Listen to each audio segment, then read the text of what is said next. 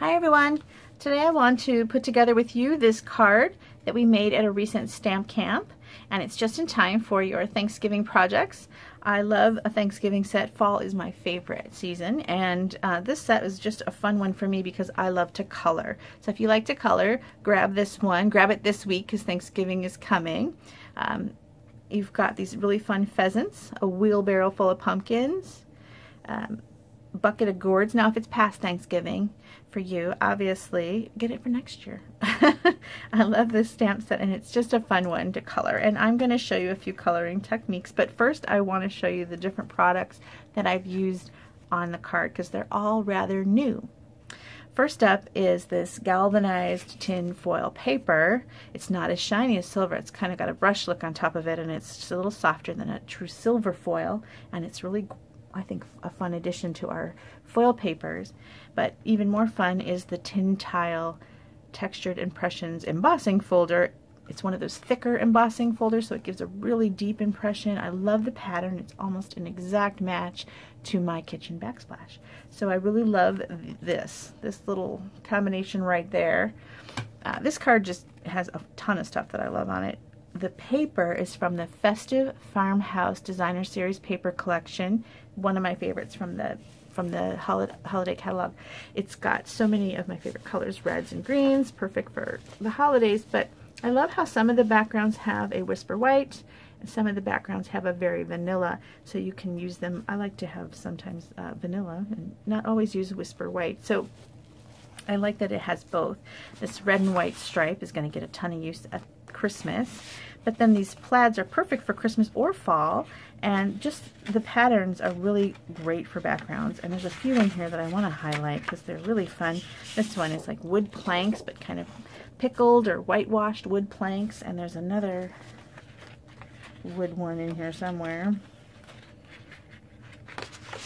Here it is. This one's more of a wood floor that's been washed. It's just a really fun, but all of them are great. There's so many different plaids and checks, and I've used a ton of this paper. I could buy a whole pack that's just this plaid though, because that's my favorite. Another new thing on here is the burlap ribbon. It's got a little stripe going through it of cherry cobbler. This baker's twine is also part of the Festive Farmhouse suite, so check out that whole suite of products.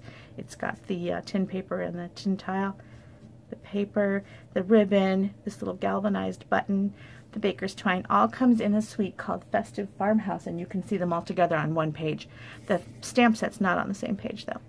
And if you're looking at this background circle, you're thinking, what is that? Because it's not one of our layering circles that has scallops very evenly spaced all around. It's a little different, and you might wonder where I got that, and I thought it was fun to use. It's from the Beautiful Baubles and Detailed Baubles bundle, and I was looking for something to cut out these pheasants. I wanted something a little different. You could use a circle, but I just thought this little outline was sitting on my desk, and I thought, oh, that is fun.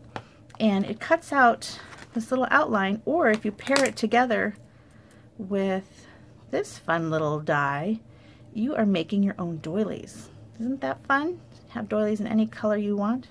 I just think that is a great die, and it's a really nice size.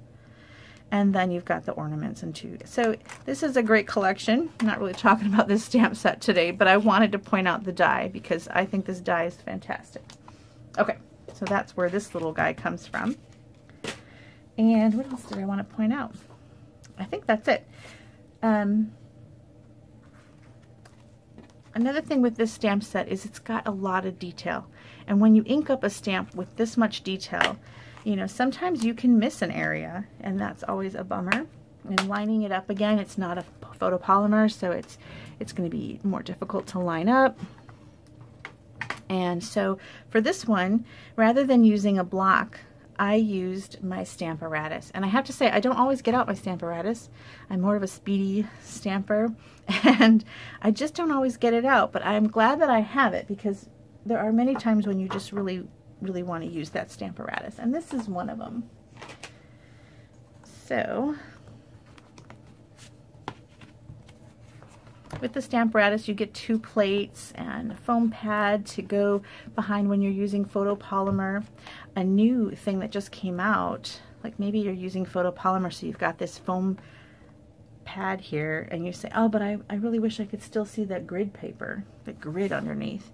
Well, now they've got little grid papers that you can put here, and you've got the grid lines, and you can toss it. They come in sheets of, I forget how many sheets are in a pad, but you can use it a few times and then toss it, tear it off, and start again. And it's just a really great tool to have at your disposal. So I'm going to use, I only need 1 plate, and I'm just going to use 1 magnet. Magnets store nicely on the back. And what I did was I just tucked this into the corner and just put a magnet at the top. And then you want to just place your stamp image where you want it and press to kind of make a connection, and then lift it up, and then it'll be where you want it when you use it. So we're going to ink up this stamp. It's got a little something on it.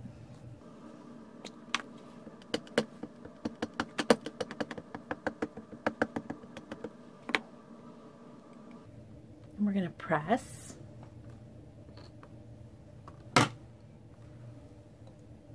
You know, I think I placed that magnet poorly. I'm going to move it. There we go. So look, I've missed part of his head because of where I put the magnet. I think I did a pretty good job inking it up though. Sometimes, you know, you miss a little piece. So let's put some ink here where I had the magnet.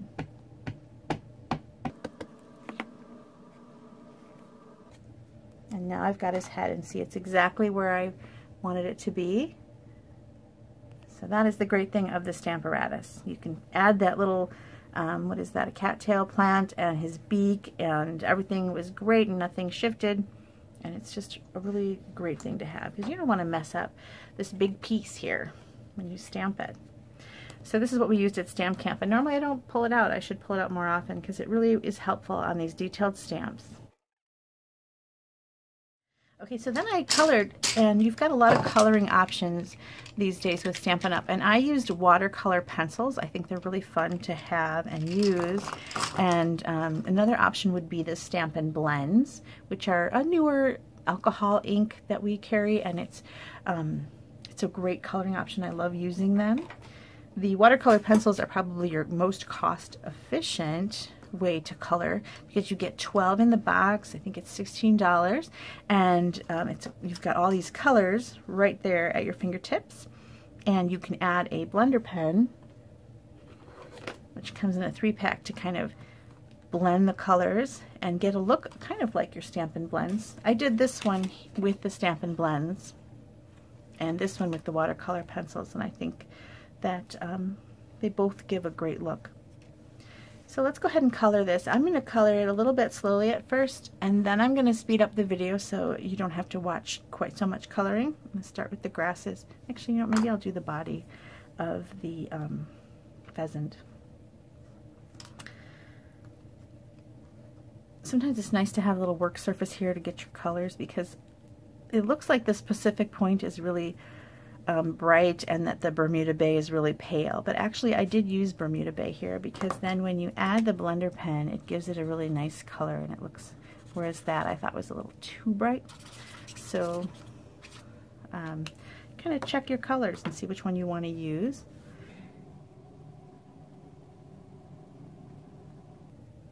So I kind of color the whole area lightly at first, and then use the stamp itself to help guide you where you want to add some deeper color. So there's some lines coming down underneath his chin. You want to add a little color there, and just go a little harder, pressing a little firmer to get a little more color off your pencil. And then the blender pen is great because you can use one pen for all your colors, and what you do in between colors is just what I was doing over there. So see how when you put the blender pen on there, it just kind of brightens it up and moves it around. It kind of eliminates some of your pencil stroke lines, so then you can clean it off and move on to your next color. So I'm going to do sort of his the male pheasant, so much prettier in the bird world. The male birds have all the color. So I'm going to go ahead and add some red.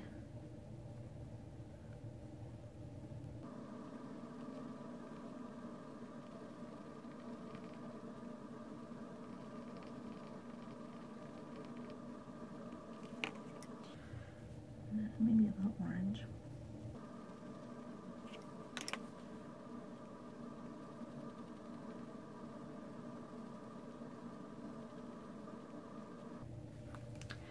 And then for the wing area, I used a few colors. I added some Daffodil Delight.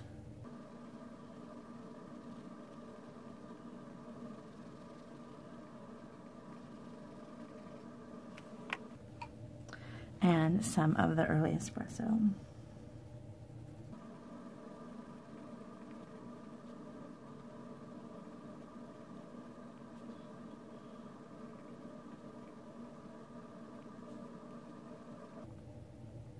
Now it looks okay not blended with the blender pen, but I'm going to blend it. I like the look, the softer look that that gives.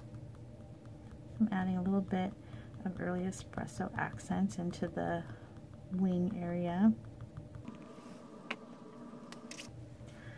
And then I'm going to do the reds first.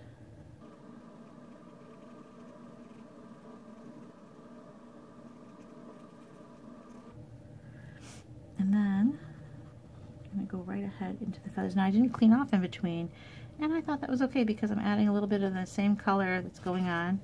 I did clean off there to go to my yellow. But sometimes picking up some of this espresso is nice, and then you can bring it down into the wing. So I'm going to pick up some more espresso from over here where I put a lot and blend it into the wing area, and it kind of softens that yellow a little bit.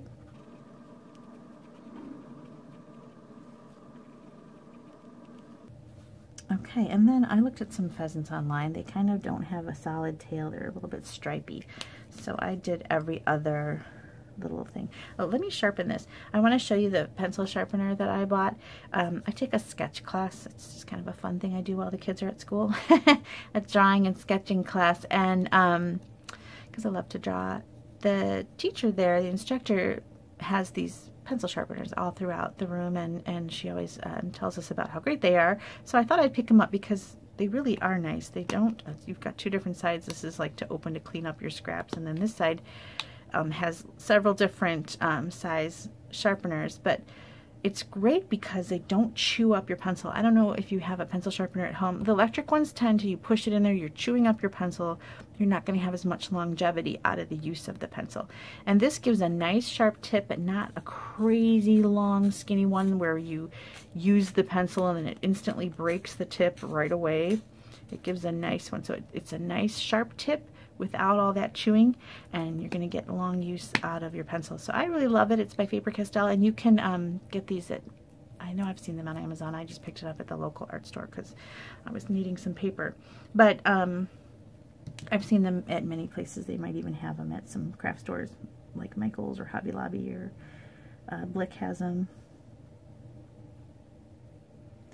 So I went ahead and colored every other stripe of the tail, and then when I blended it together, instead of just going over the stripe, I went across the whole thing, and that kind of, so then you've got darks and lights in the stripe. I didn't press too hard because I didn't want to take too much of the ink away, or the color. And that's how I did that. So now I'm going to color this a little more rapidly and speed up the video, and that way you're not watching quite so much of me coloring. Okay.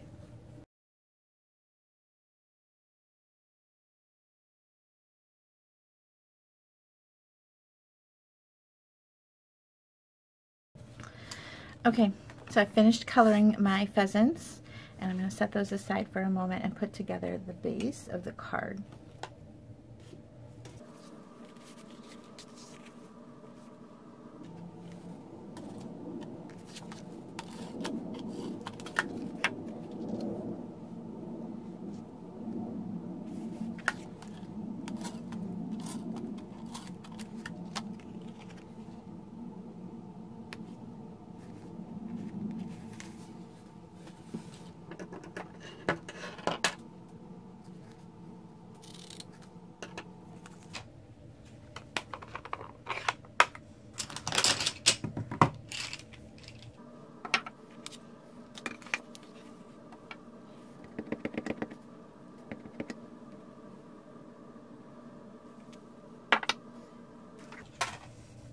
Another product in the Farmhouse Suite is this washi tape, and I love washi tape.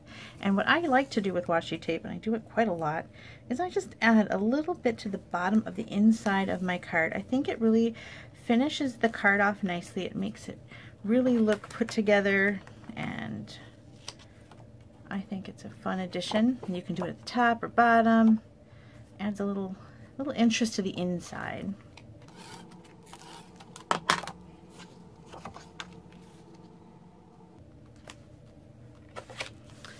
So for the outside, I put together my plaid and my tin on top of a piece of early espresso. And the early espresso cardstock is cut at 5 1/4 by 4 to layer with a little bit of edging around the card base, which is 5 1/2 by 4 1/4. But I'm going to wrap my baker's twine around it first before adhering it.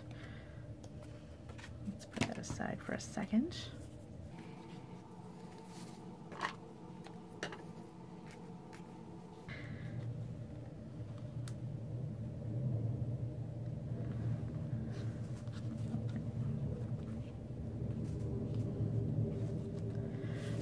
So I'm just going to put that pheasant right beneath there. Now you notice I didn't bother coloring all of the bottom of the pheasant. That's because it's going to get covered anyway, so why go through all that? Okay, I'm going to move the bow. And then I have a little strip. It's 3/4 of an inch thick. I think it's about 3 inches long for my Happy Thanksgiving.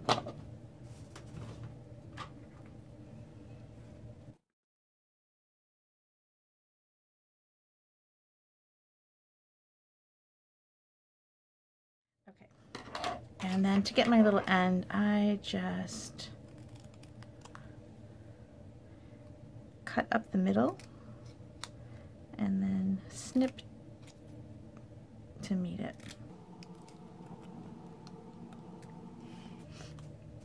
And then some burlap trim. Now it's hard sometimes to glue and adhere the burlap, so I like to use a strip of the tear tape. And you can put that tear tape just right down.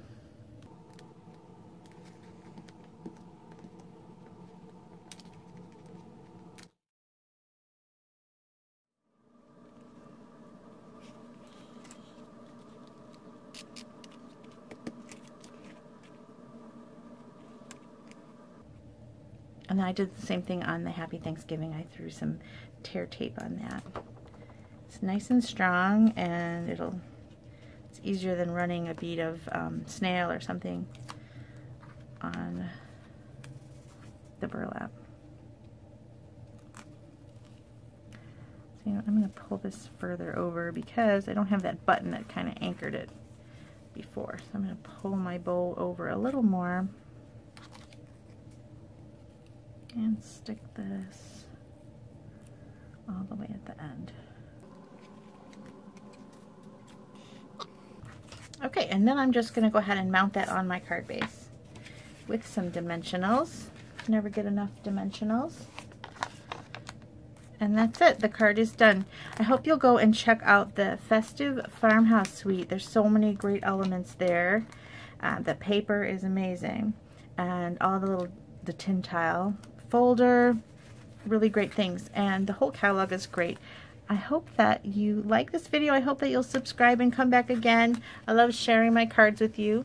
And just so you know, I am a Stampin' Up! Demonstrator who gives frequent buyer rewards. When you purchase from me over time, you can earn some free stamps and things, or other products that you might like, with my frequent buyer rewards program. It's a way that I share my hostess benefits with my customers. There you go. Thanks so much for watching. Bye.